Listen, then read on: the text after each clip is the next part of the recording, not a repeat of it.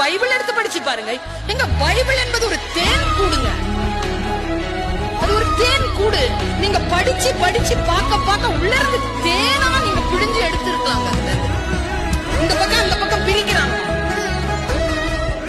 சொர்க்கவாதி நரகவாதின்னு பிரிச்சுட்டாங்க. சொர்க்கத்துக்கு நீங்க எல்லாம் போனாங்களா?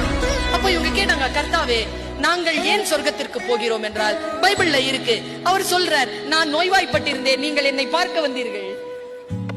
நான் சிறையில் இருந்தேன், என்னை நீங்கள் விசாரிக்க வந்தீர்கள். நான் கடனாளியாக இருந்தேன், எனக்கு நீங்கள் பொறுப்பெடுத்துக் கொண்டீர்கள். அதனால் நீங்கள் அங்கே போகலாம். நான் பசியோடு இருந்தேன், நீங்கள் எனக்கு சோறு கொடுத்தீர்கள்.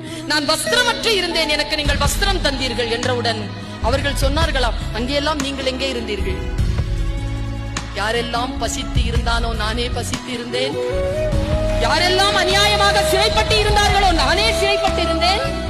யாரெல்லாம் நோய்வாய்ப்பட்டு இருந்தார்களோ நான் தான் நோய்வாய்ப்பட்டிருந்தேன். யாரெல்லாம் நிர்வாணமாக இருந்தார்களோ நானே இருந்தேன். அவர்களுக்கெல்லாம் யார் உதவி செய்தார்களோ அவர்கள் எனக்கே செய்தார்கள். அவர்களுக்கான கூலி அவர்களுக்கு வழங்கப்படும்.